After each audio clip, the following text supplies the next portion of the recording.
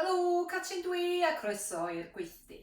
Heddiw ma, dwi'n mynd i ddangos i chi sut i greu a adnewyddu hen ddodrefn ac ailgylchu wrth roi lliw a dipyn o baent arnyn nhw.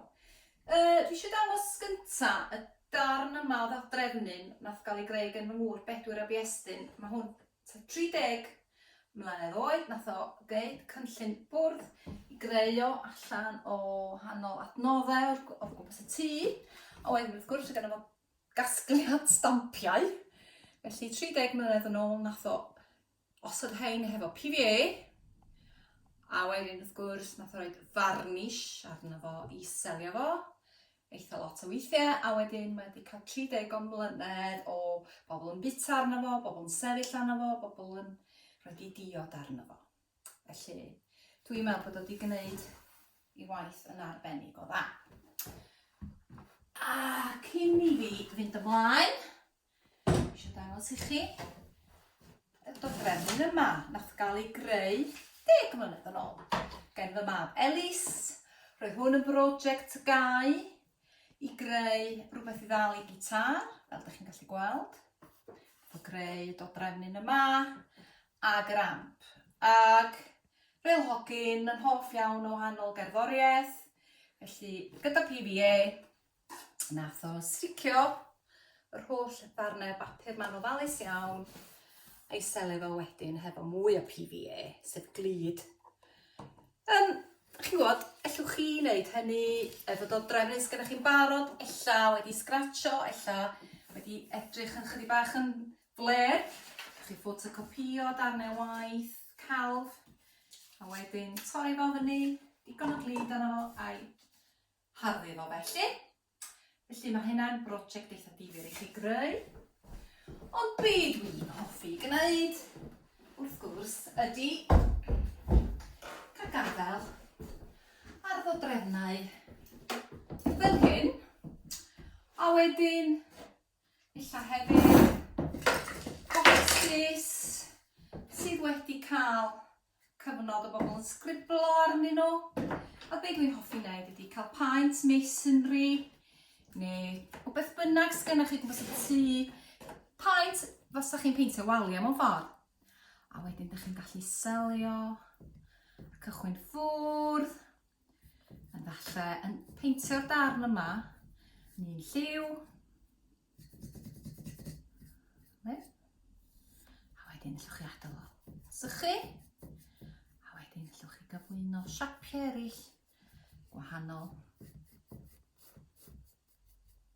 Gan amlwg fyddach chi eisiau peintio'r ochr yna hefyd. Allwch chi gael ymlaen i ddod las. Weithiau hefyd, os ydych chi'n dymuno, so byd yn stopio chi ddechrau creu siapiau hefyd. A hefyd, i rai plant sydd yn dysgu siapiau neu dysgu cyfri, sydd ddim byd yn stopio chi wneud sgwariau, trionglau, ac yn y blaen.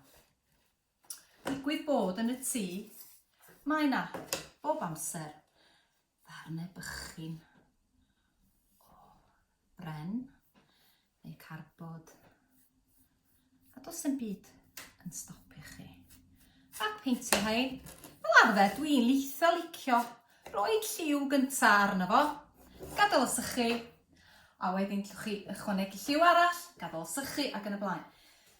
Hefyd, does dim byd yn stopio chi peintio dodrefn. A beth dwi'n mynd i wneud? Allwch chi wneud siap seren, ella.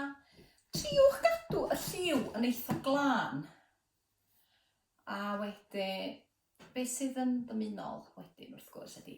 Dydwch wan, dwi ddim yn mynd i beintio'r seren.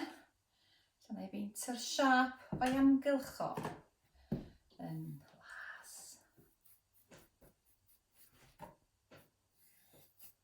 Llas yn syniad i chi gael brwsh mwy.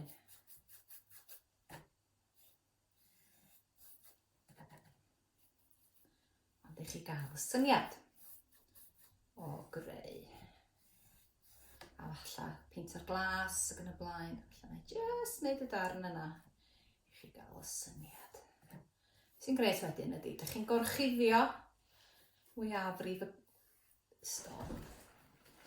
A falle weithiau allwch chi fynd â fo mlaen lawr y gwylod.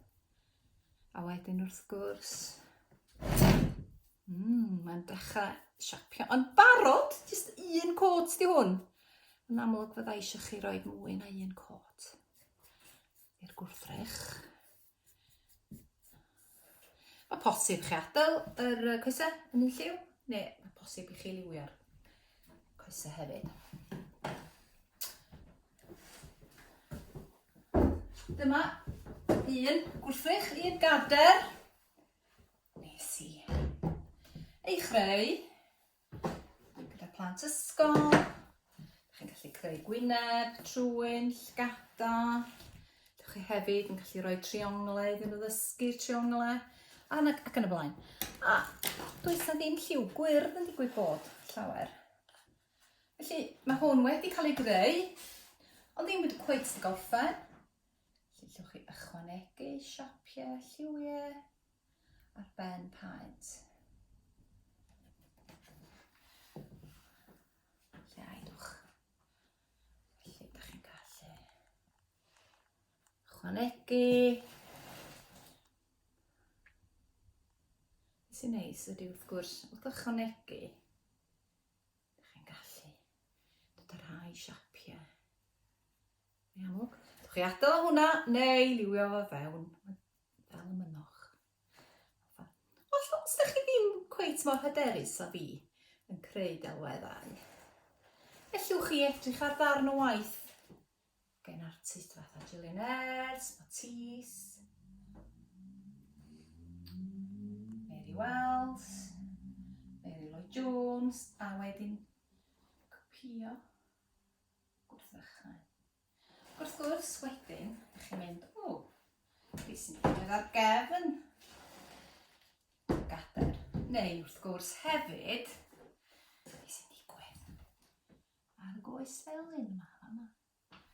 Felly, dweud y gwir, gawch chi oriau ac oriau o hwyl yn ail peintio'r cadeiriau yma. Sydd yn gret, achos ydych chi'n ailgylchu. Roedd y gader yma i ffwrdd allan o ysgol yn cael ei daflu yn yr ailgylchu. A wedi cael ailwynt efo siapiau lliwgar.